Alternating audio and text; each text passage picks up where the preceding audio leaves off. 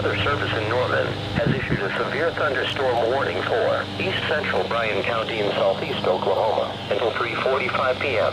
At 3:14 p.m., a severe thunderstorm was located 9 miles south of Boswell, moving northeast at 30 miles per hour.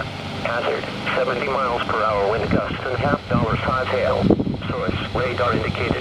Impact, hail damage to vehicles is expected. Expect considerable tree damage.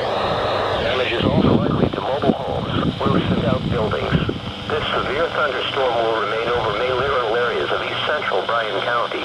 For your protection, move